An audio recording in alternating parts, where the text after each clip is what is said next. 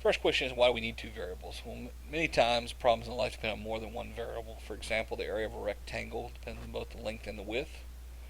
Your GPA depends on not just the grades in your courses, but the credit hours for each course. And things like heat index can depend on both temperature and humidity. Now, functions in two variables, we treat the arithmetic operations of addition, multiplication, subtraction, division the same, but our function notation expands to account for the two inputs. So instead of just f of x, we have f of x comma y.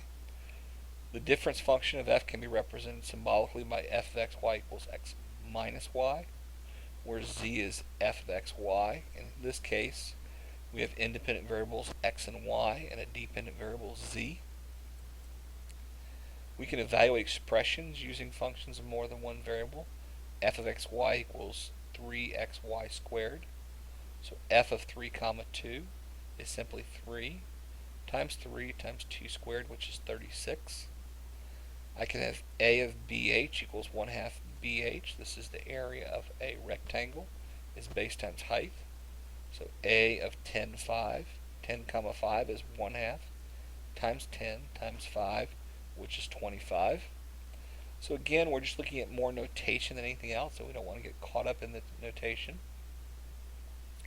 Now there is something called literal equations. This is something that's very interesting. It's simply an equation that has more than one variable in it. We've actually been dealing with this before. We saw equations for lines where we had y equals mx plus b. And typically when you're dealing with a literal equation, you're asking to solve for one variable. And you did that a lot as well. You already sat there and had maybe ax plus by equals c, and when you were told to solve for y. In general, when solving for specific variables in literal equations, we simply need to treat the variable we're solving for as the only true variable and treat everything else like a constant. Let's see how this works. The equation for the volume of a rectangular prism is V equals LWH, so volume equals length times width times height. Well, if I want to solve this equation for W, then V equals length times width times height, I really want to treat the W by itself. So I want to get it by itself. So to get it by itself, I have to get rid of the L and the H on the left-hand side, and they're being multiplied by the W, so we have to do the opposite. So I'm going to divide both sides by LH. So W equals V divided by LH.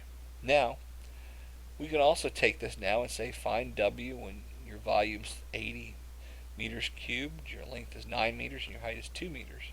Well, because we've already solved for W, we can just take the now manipulated equation and plug in V, L, and H. We get W equals 80 divided by 9 times 2, which is 4.44 meters. Now again, we could have plugged in originally if we weren't told to solve for W to begin with. We could have plugged into the original equation and then manipulated and gotten W later. Now a linear equation in two variables is any equation that can be written in the form ax plus by equals k. Notice this is just the standard form for a line.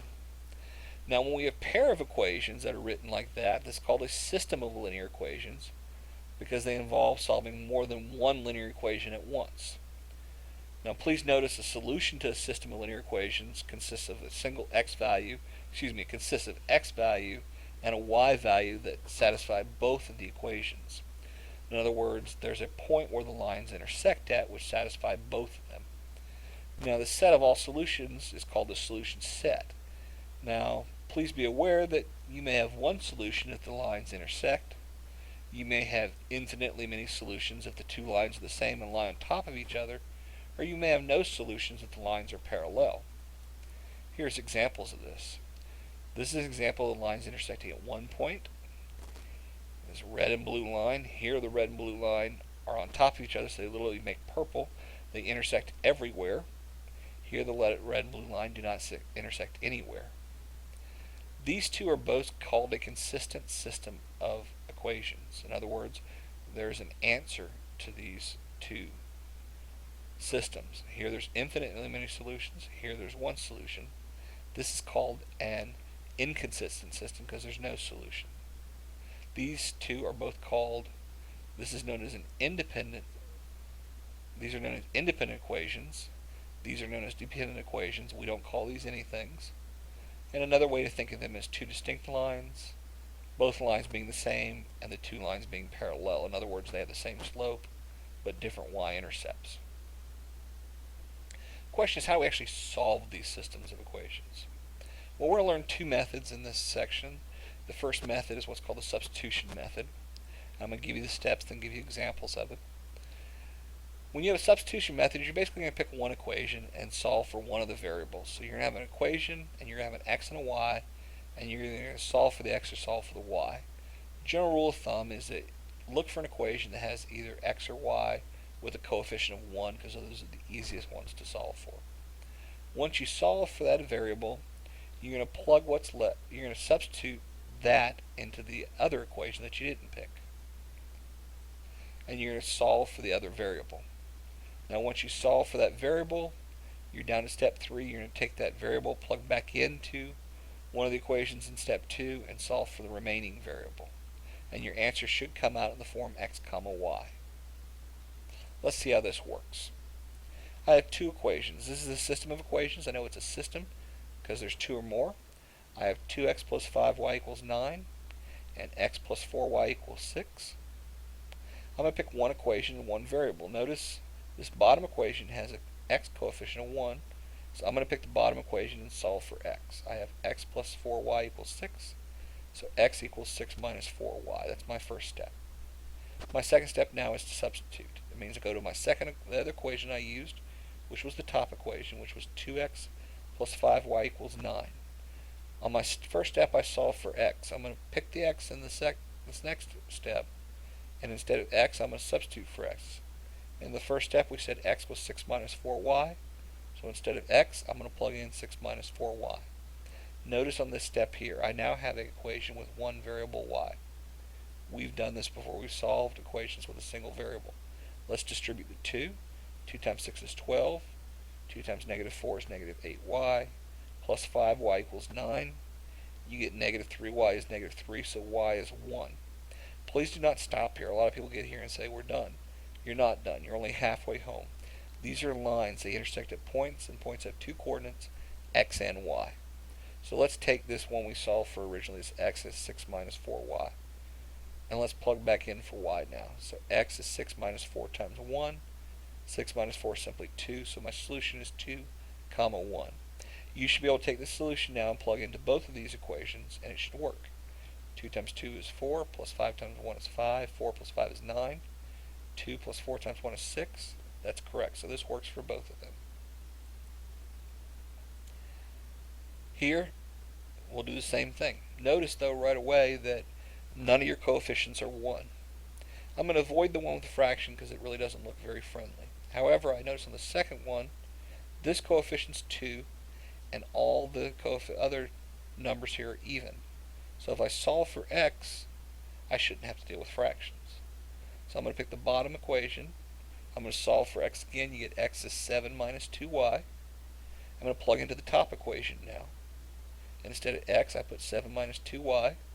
I don't like dealing with fractions, so at this step I multiply everything by 3. The 3 times the 1/3 cancel each other out, so I'm just left with a 7 minus 2y. 3 times 2y is 6y. 3 times 5 is 15. Now I combine like terms. You get 4y is equal to 8, so y is 2.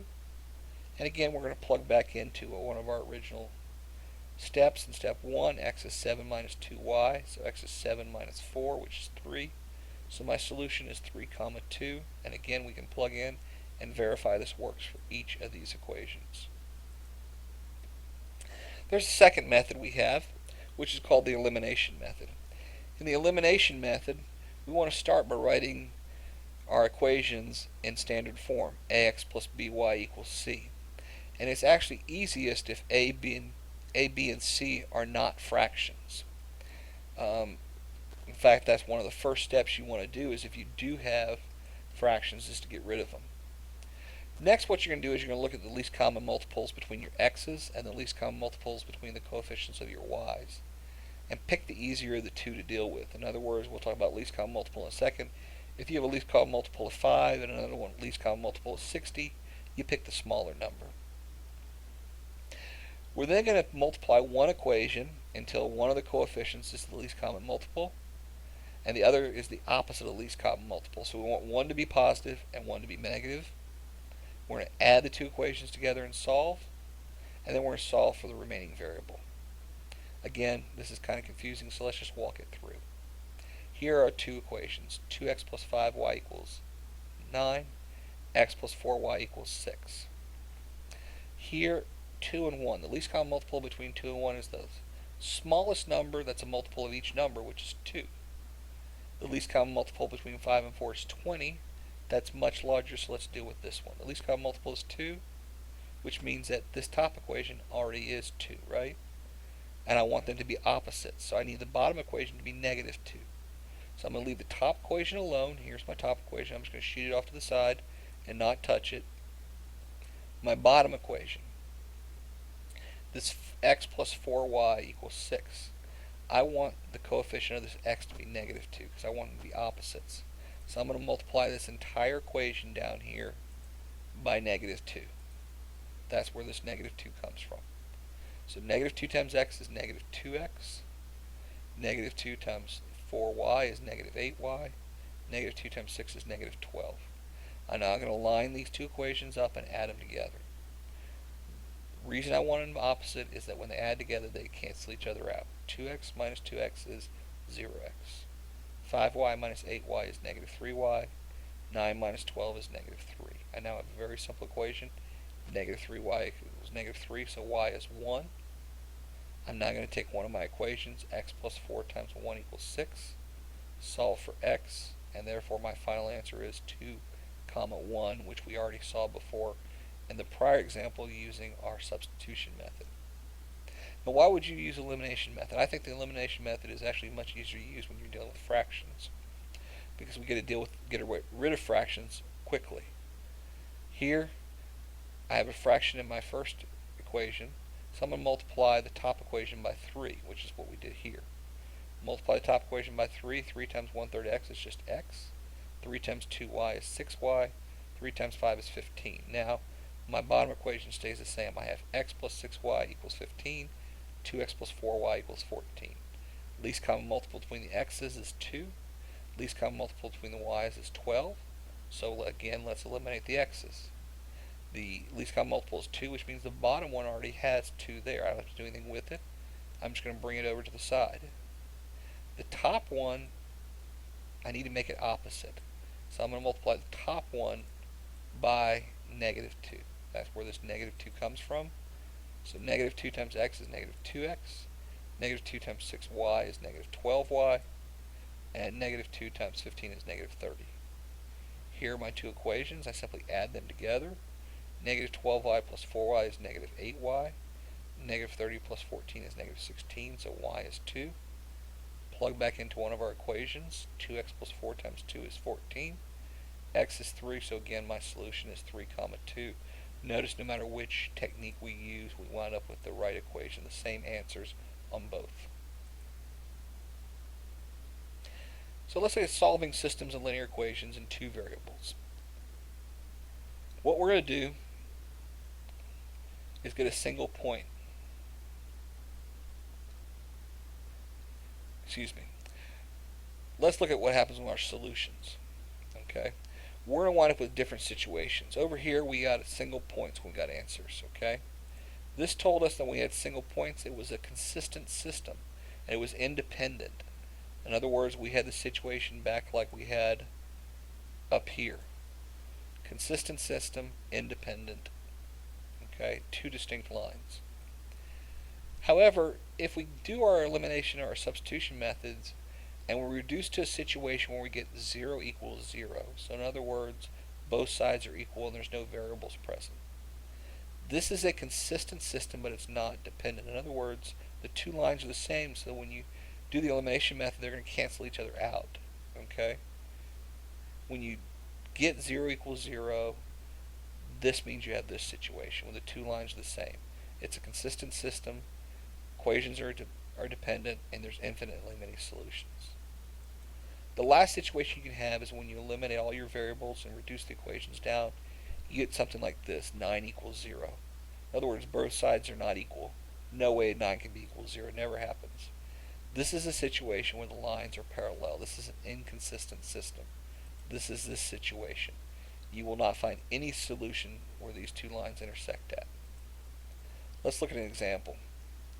I have x minus y equals 5 and x minus y equals negative 6. The least common multiple here is 1. The least common multiple here is 1. So I'm going to eliminate the y's. So I'm going to leave this top one alone. I'm going to multiply the bottom one by negative 1. We get negative x plus y is 6. When we line these up, we get x minus y is 5. Negative x plus y is 6. Notice these cancel out. You simply get 0 equals 1. There are no variables left. This tells us we have parallel lines, and hence we have an inconsistent system. Now we have other situations of equations, two variables other than linear equations. Here's an example of, this is actually a circle and this is actually a hyperbola. We can apply our same approach to this. Okay, here we have our x squareds. Our LCM for our x squareds are 2. Our LCM for our y squareds are 3. So we're going to we're going to eliminate the x just because they're slightly easier. I'm going to multiply this top equation by negative 2. We get negative 2x squared. Minus 2y squared is negative 8. The bottom stays the same. You get 2x squared minus 3y squared is negative 12. We add these together. The x squareds cancel.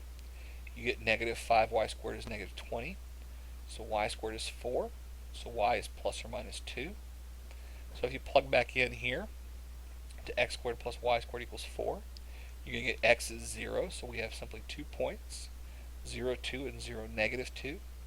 And if we were to graph these, which is not something we're going to sit there and worry about too much in this course with conics, here's the circle, here are the hyperbolas, and this is where they intersect at 0, negative 2, and 0, 2.